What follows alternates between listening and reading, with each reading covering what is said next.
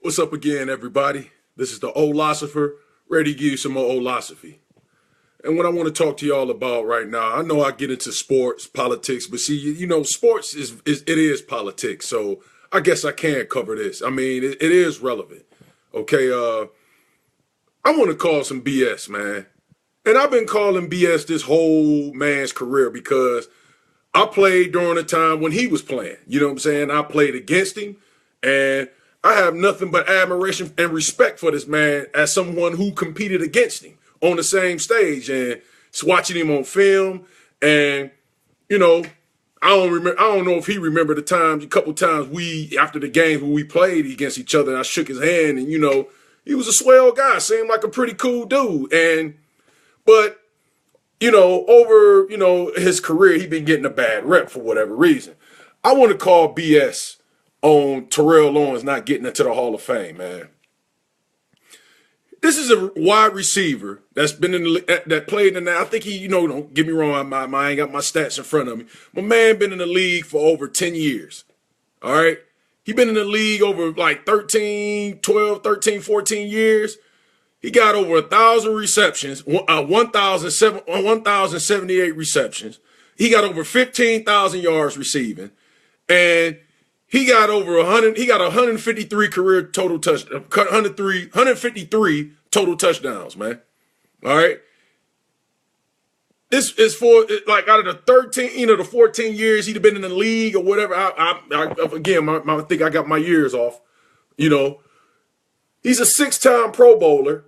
He been playing on a high level for so long, and the thing of it is, I was reading something on the internet, and why one of these Hall of Fame voters was saying like the reason why they can't vote him into the Hall of Fame because he was so disruptive in the locker room. I don't get this, man. I thought it was the Hall of Fame. I thought they judged you on what you done between those two chalk lines, what you done on the field. All right? Like, to be honest with you, the man, when he was on the field, man, he was a nightmare for defenses. Look, I bear witness to that. Okay? He was a nightmare for defensive coaches. I've seen it. All right? When I played against him when he was in San Fran, when I played against him when he was in Philly, that man was, like I said, he gave defensive coordinators nightmares. How are we going to stop number 81? And see, this is the thing, the reason why I say, these Hall of Fame voters, these little peons, these little pipsqueaks and don't get me wrong, I'm not just like, I know it's immature to be name calling, but these people who have never played the game before because I sit back and watch it, you went on that field to battle with them people. That's why I say the only people that should vote for the Hall of Fame are their peers and the people that competed against these people. Okay? Because that's the only people that you can take at their word, man.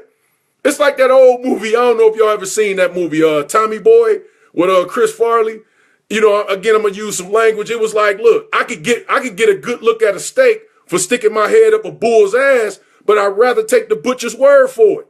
Again, I'm gonna say it again. I can stick my head up a bull's ass. I can get a good look at a T-bone steak by sticking my head up a bull's ass, but I'd rather take the butcher's word for it. Excuse me for stumbling over that quote. Basically, what it means, consider the source, y'all. Consider the source. All right? I'd rather hear from your peers, people who competed against you, people who you competed with, the respect that you had amongst your peers. I guarantee you, if you ask any cornerback, any defensive player, namely moi, anyone who ever competed against Terrell Owens, they will sit up here and tell you with no being biased, you can hate the man, you can love the man, and say that dude was a bad boy. You had to account for him, man, for at least a whole decade. You had to know where 81 was at on the field. All right?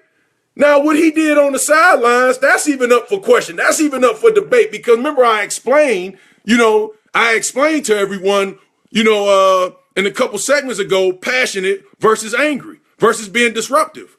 Okay?